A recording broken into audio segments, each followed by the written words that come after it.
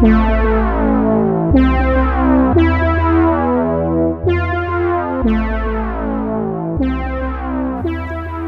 hi there, and welcome back to Her Shrink Ray Eye. I'm Joan Biediger, and today I want to talk about the part of miniature work that happens before anything reaches the workbench. For me, that part often begins with something I don't want to lose. It might be a magazine clipping, a movie scene, an old photo, a box diorama idea, a figure idea, and maybe it's just a title that makes sense for about 15 minutes and then may or may not survive the next morning. I keep those things in sketchbooks, pocket-sized notebooks, folders, and more digital files than I would like to admit to. Most of the time, I date the notes because I want to know when an idea first shows up in my mind. Over time, the date started telling me something else.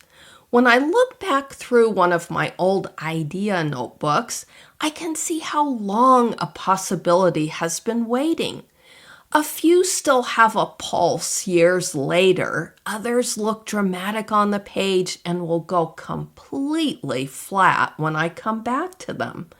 I also find things I had completely forgotten, the ones that would have disappeared if I had not written them down. I use digital folders too, but a physical notebook feels different. There is some research out there suggesting that handwriting and typing are processed differently, and that makes sense to me in a practical way. I don't think the notebooks are magic. A screenshot can save the whole image, but a handwritten note makes me choose what mattered enough to put into words. In a small way, the idea has already been edited before it ever reaches my workbench. I think that matters because most miniature artists are not short on images anymore. Many of us already have more reference than we could use in 3 lifetimes. I still believe in looking at art, watching films, going to museums, taking those photographs, and keeping the world open. But lack of inspiration is usually not the hardest part. The harder problem for me is sorting what I have already gathered and recognizing which ideas have enough shape to become something I can actually make. An old photograph might preserve a layout I would have forgotten. A film scene might leave me with one useful lighting problem. Maybe that museum case might make me notice how much glass, labels, and spacing can change an object, even when nothing becomes a finished piece. The record still shows me what held my attention. Later, I can decide whether there's enough there to create a miniature, but before that decision, there is usually a moment when the idea feels almost ready. There's a particular excitement when an image grabs my attention. Maybe I'm watching an old movie late at night, and a room in the background catches me. Hard lighting, a dark stairway, a woman standing with her back turned. I pause the film because for a second, the scene feels like a diorama. Or maybe I'm in a museum and a small object in the case feels more compelling than the major piece everybody else is looking at. It could be a bit of carved wood, maybe it's a rusted tool, something removed from use, cleaned up, named, preserved, and placed where strangers can study it. Or maybe I find an old photograph in a box of mementos or online. Maybe it's my grandfather on a ship crossing the international date line many, many years ago. A man in work clothes beside a machine. That first rush can feel like certainty. I save the picture, put the photograph in a folder, or write the note before the thought disappears. That reaction matters, but the reaction is not the build. Something caught my attention. That does not prove the idea can survive as a miniature. At some point, I need something more concrete. An interesting pose, a viewing condition, or a reason for the piece to exist in 3 dimensions. A strong reference can fool me into thinking the work has already begun. But saving a photograph, pausing a film, or snapping a quick reference photo is not the same as starting a piece.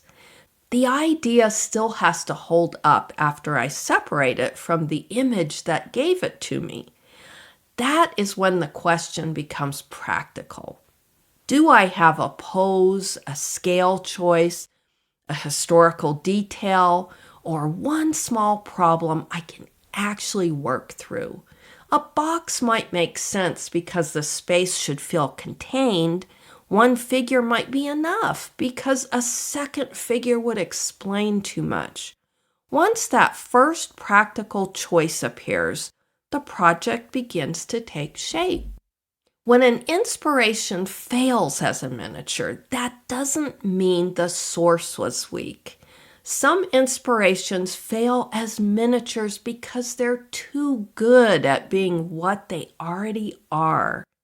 A movie scene may work because of the camera, the actor, the cut, or the soundtrack.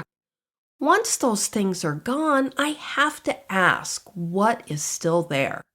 If nothing remains except the feeling of watching the film, maybe the idea needs to stay with the film. If one physical detail still holds, the idea has a better chance.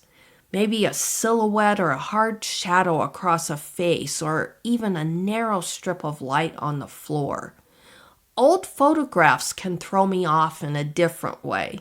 Some images are already complete as photographs. If the miniature only repeats the picture in another material, the build can feel dutiful instead of alive. Museums complicate the question in a different way. Glass, labels, spacing, and quiet rooms can make ordinary things feel maybe more important than they normally would be.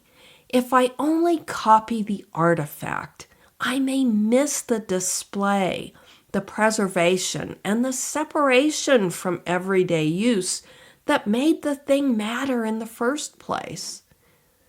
A vague note creates another trap. I have written notes like dusty museum storeroom, old noir hallway, abandoned hospital, and faded carnival. A phrase like that can sound promising when I write it down, but the phrase still has to become more specific before I can build from it. Noir is a good example.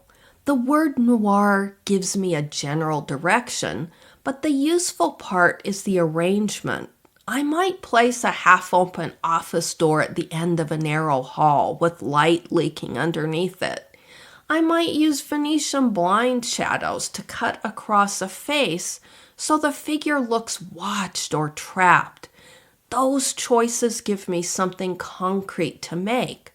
Without that kind of physical arrangement, the note may still interest me, but I don't have a project yet. I only have a phrase. This is where the notebook begins to do its real work. If an idea from 3 years ago still makes me pause, I pay attention. The first excitement has faded, but something is still active, still working on my mind. If a newer idea already feels thin or theatrical, I don't need to force it into a project. The note caught a passing attraction, and that may be enough. A note can sit for years before I know whether there is a figure or a real reason for it to leave the page. The waiting matters because the first rush has drained away. Later, the question becomes simpler. Is there enough here to make something? At this point, I usually ask myself something simple. Can I build something from this idea? Usually I need one usable place to start. A format that feels right, a material problem worth solving, or a scale that fits the subject. Once that first choice settles into place, I can start making the next decisions. Sometimes the strongest choice is what I leave out.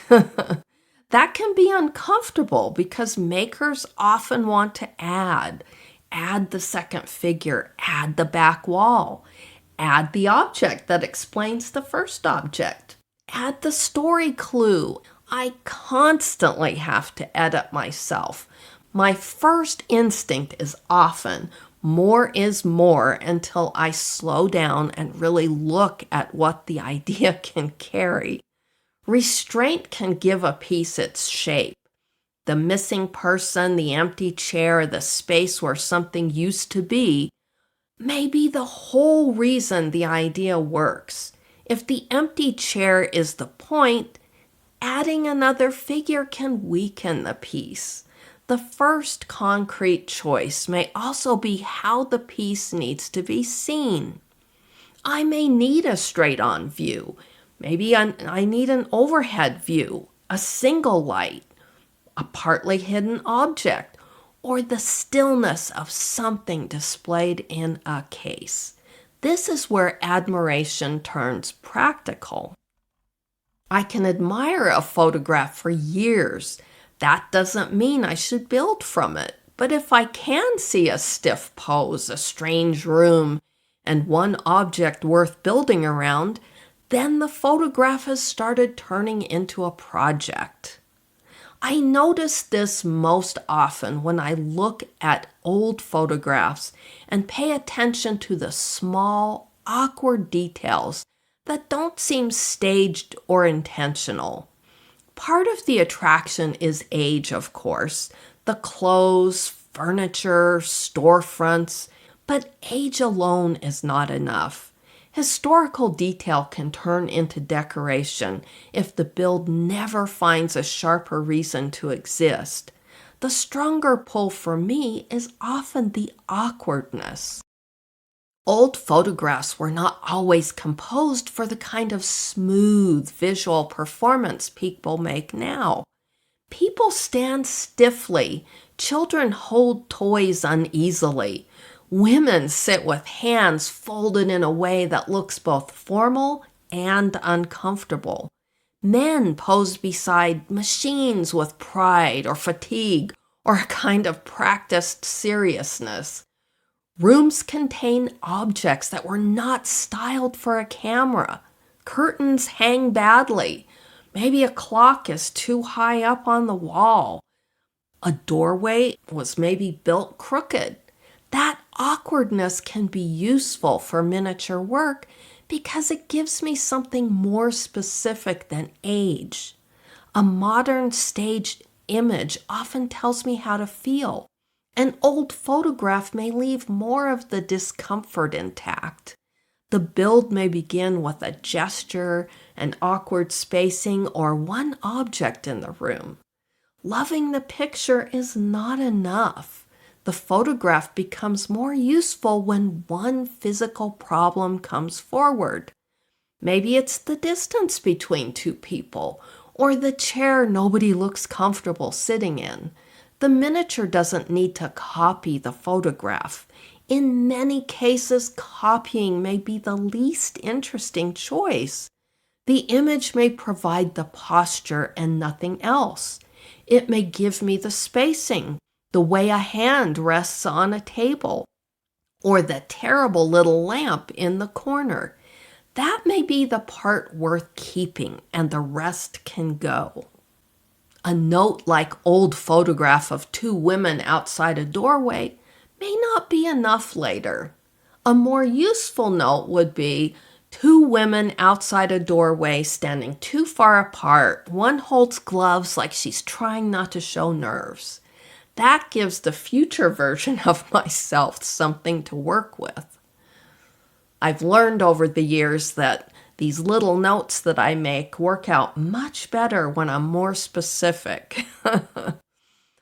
Old movies work differently. A black and white film can teach me more about value than a bookshelf full of painting advice. I noticed the dramatic staircase, the Venetian blind shadows on a face, the old hotel rooms, train compartments, alleys, all of those narrow spaces where people hesitate before saying the thing they came to say.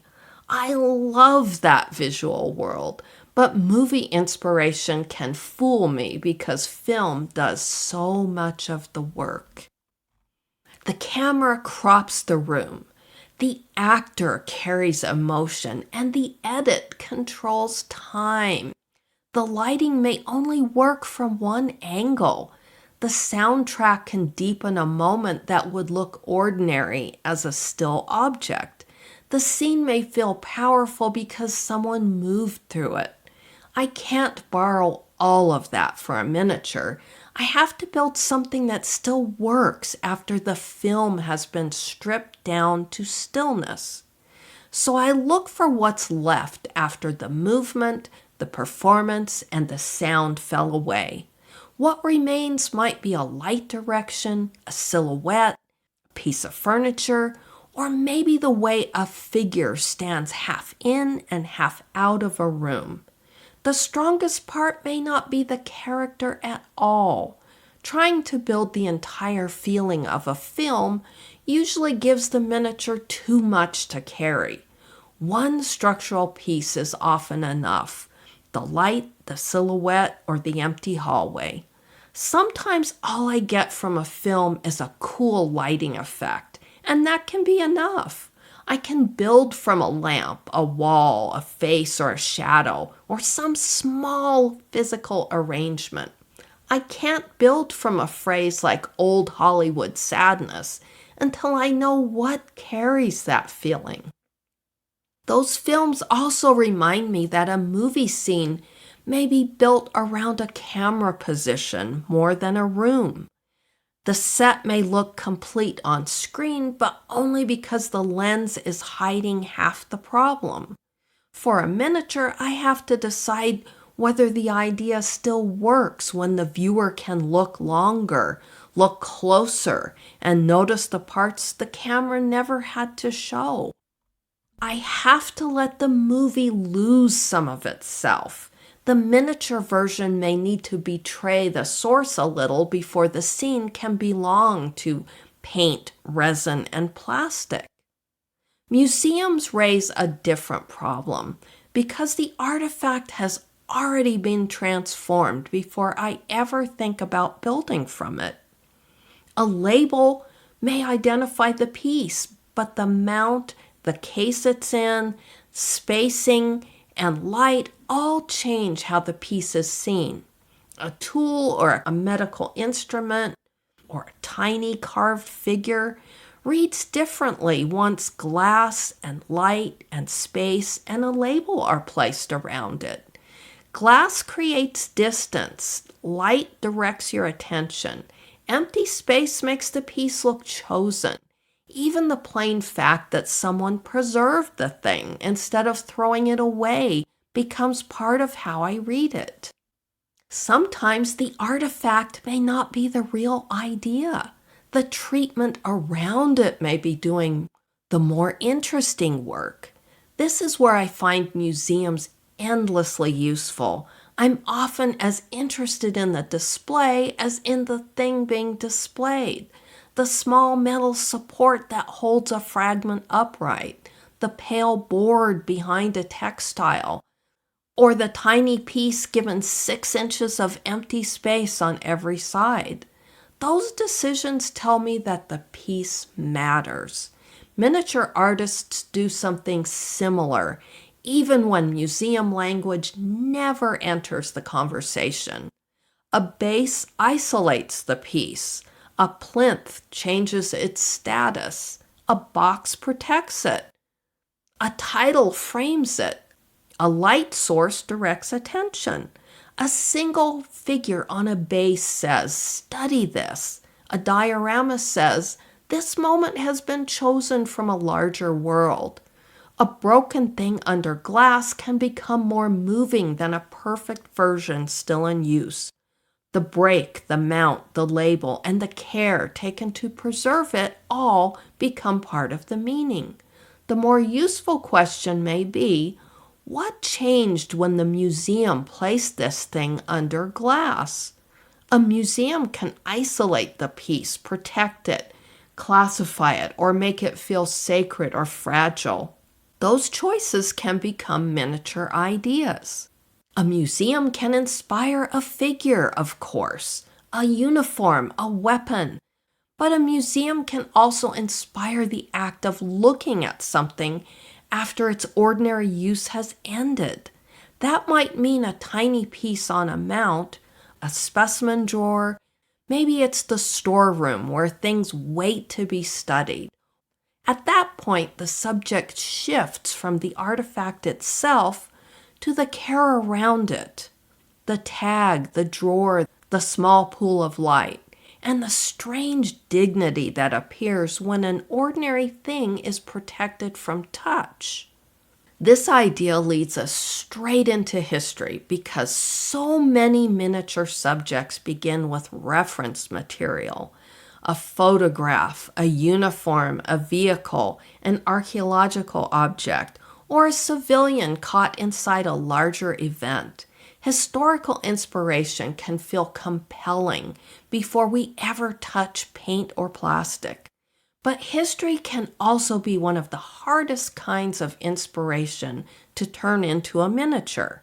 A war, an expedition, or a battlefield can be too large for the build. The historical event might be significant and the research may be strong, but importance alone doesn't make the project buildable.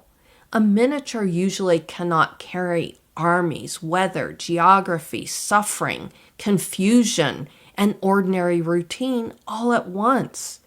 I tend to look for a human-sized point of entry. That point of entry might be a soldier adjusting a strap before action begins, a nurse washing a bowl after a long night.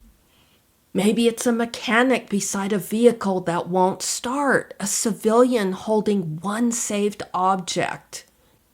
Even a uniform can carry rank, duty, and exhaustion without needing a dramatic pose. The danger with historical inspiration is that research can turn into accumulation. More equipment, more insignia, more figures, more exact references, more proof that the subject has been studied. Research matters, of course. Accuracy matters. If the visible facts are wrong, the piece can lose credibility very quickly. But accuracy alone does not solve the artistic problem. The artistic problem is choosing the right focus. A famous moment may not be the best miniature moment. A dramatic climax may already be too familiar. The more interesting build may sit slightly before or after the event everyone recognizes. The focus might be preparation, aftermath, the contrast between official history and private experience, the difference between the regulation uniform and the body wearing it, or the small object that survived when almost everything else disappeared. That is where historical miniatures can become more than illustration. I'm looking for one place where the larger event becomes visible at human scale. Reference gives the work credibility. The chosen focus gives me something to build from. Ordinary life works from the opposite direction. After history, the subject can look almost too small to matter. But everyday places often give me some of the most usable material. A lot of daily life already comes in small arrangements. A stack of takeout containers by a trash can, a cracked curb with weeds coming through, an old motel ice machine. Those things may look too plain to matter, but when they already contain use, neglect, repetition, and repair, that is useful material for miniature work. I don't need to invent anything extra. Often the useful material is already there. I can ask a few practical questions. What's been handled over and over? What's faded? What's been stacked? What's been saved? Then the build questions start to appear. How do I paint plastic that has yellowed near a window? How do I build a box of papers that looks searched through rather than arranged? How do I make a chair look like people actually use it? How do I suggest a counter that has absorbed years of tools, cups, keys, elbows? That kind of inspiration is less dramatic than a film still or a museum case, but it may give me more to work with.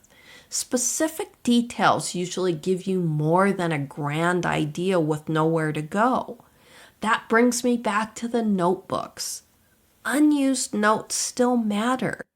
They show me what I was paying attention to, even when nothing came of the idea. If my notebooks keep returning to old machinery, strange domestic rooms, nighttime windows, abandoned workspace, or figures that look as if they've seen better days, that pattern is worth noticing. One note can be a passing attraction. 10 notes across several years may point towards a real subject. A pattern tells me where to look more carefully, but repeated interest still does not mean every version deserves to be built. The question comes back again. Which version gives me something concrete to make? I want to end with the kind of note I wish I had written more often. The next time a photograph, film scene, museum case, historical subject, or ordinary object catches your attention, start with the source. Then name the first concrete thing you noticed before you start making the idea sound more artistic than it really was. That might be the stiff pose, the ugly lamp, the greenish wall, the hard shadow. Then name the first possible form. Is it a box? Is it a bust, a fragment, a single figure, a small base, a dark room, or an object under a particular light? After that, name one practical problem. How do I paint cloudy glass? How do I make paper look old? How do I make a room feel cheap without making the miniature look sloppy? How do I make a uniform look like someone has actually worn it, not just like I copied the reference? And finally, name what to leave behind. The famous shot, the whole room, the beautiful part that belongs only to the movie, the exact photograph if the pose is the real subject, or anything that turns the build into imitation. The source can inspire the work without controlling it. The idea before the miniature is often smaller than I expect. A note may wait for years before I understand what I can make from it. Another may lose its energy as soon as I return to the page. A strong inspiration does not always arrive with a clear starting point. Sometimes the useful part is only a posture, a strip of light, or a photograph where the people don't seem to know what to do with their hands. First glance excitement fades. Later I have to ask whether this photograph, film scene, museum object, historical subject, or ordinary detail has enough shape to become a miniature. What can I actually make from this? What should I leave out? What small problem is worth solving? Those questions have made my notebooks feel less like storage and more like a sorting place. One idea may be waiting for the right scale. Another may be waiting for my skills to catch up. A third may only be there to remind me what I noticed. A few ideas are beautiful because they stay in the notebook. Leaving them there can be part of the work too. Thank you for spending this time with me. If you enjoyed this episode, please subscribe, follow, or share it with someone else who thinks about miniature art, perception, and what happens at the bench. And I'll be right here with my lamp on, brush in hand, story waiting. Before I sign off today, I want to thank the Shepherd Payne Education Fund for their support of this podcast and their commitment to education in the miniature arts. Until next time, keep your hands steady, see clearly, nod obediently, and keep your story your own.